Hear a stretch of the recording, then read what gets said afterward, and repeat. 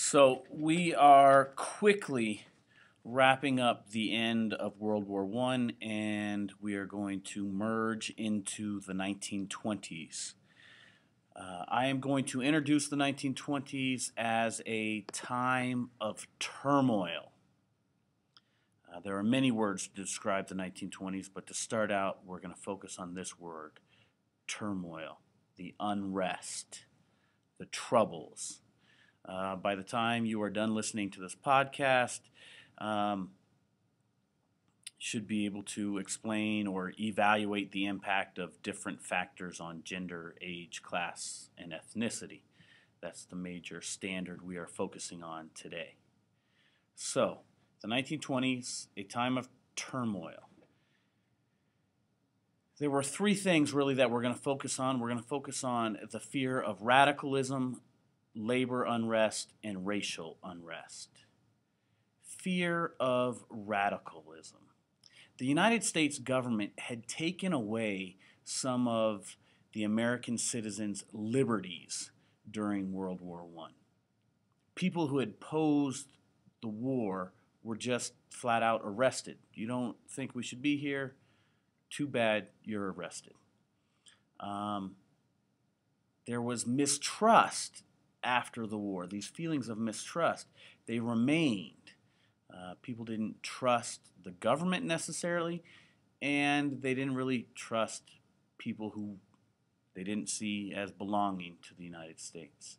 Americans grew more and more suspicious of foreigners following the war. Add to this, there was a group of people called anarchists, people who believed there should be no government. This scared Americans. It just so happens that most of these anarchists were foreigners. Add to this mistrust of government, and there were bomb packages that were sent to a number of public officials. So, people in America, they feared foreigners, they feared these radical people who believed there should be no government. And there were people that just plain mistrusted government. Along with this, the Russian revolutions disturbed many Americans. Communists urged workers around the world to overthrow capitalism. The United States was and is a capitalistic country. So the question and the fear was, would the communists try to revolt in the United States? This caused the Red Scare. Communists were called Reds. The Attorney General at the time, A. Mitchell Palmer, and his deputy, J. Edgar Hoover, they acted. And anyone that was suspected of being a communist was just arrested. Now again, think back about your rights. Anyone just suspected of being a communist was arrested. So there was a fear of radicalism. The next thing that concerned people was that there was labor unrest. After the war, prices rose. Workers demanded higher pay to offset the higher prices. And what do workers do when they want to accomplish something? There were more than 2,500 protest strikes in 1919. Now, these strikes did a lot of things to add to this turmoil.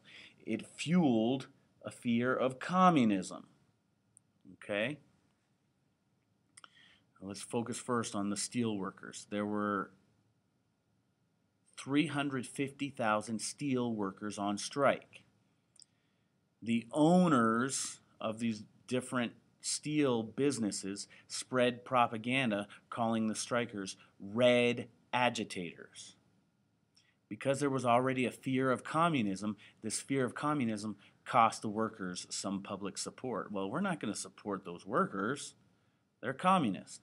And ultimately there was violence and more than 18 strikers died. The police, in fact, went on strike. The Boston police went on strike because they wanted the right to form a union.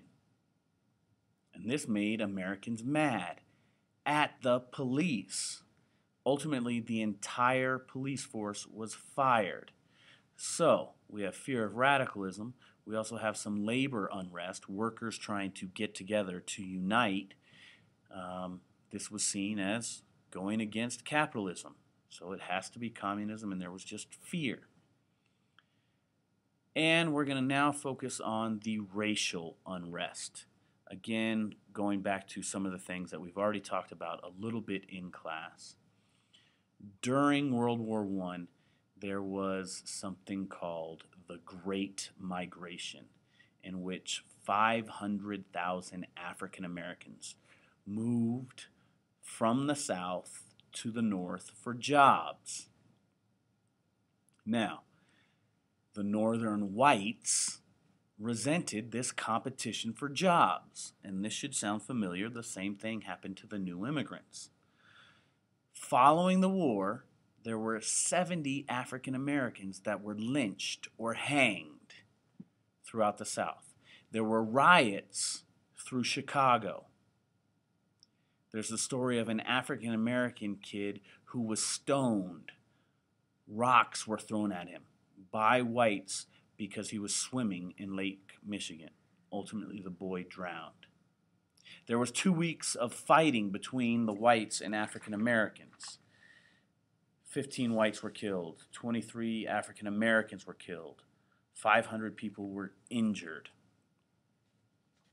So this great migration brought a lot of good things as far as spreading culture, but it wasn't easy. There was a lot of tension to begin with.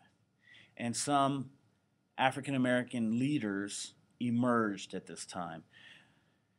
We already mentioned a little bit about A. Philip Randolph. Another name to add to this is Marcus Garvey. He was an African American leader. He had a powerful, a magnetic personality. He had charisma. And he opposed integration. He didn't think the blacks, the African Americans, and the white people should mingle. He actually was part of a Back to Africa movement. Let's get out of here. We don't need to be here. But he brought some good feelings for the African Americans, some slogans, some ideas to be proud of.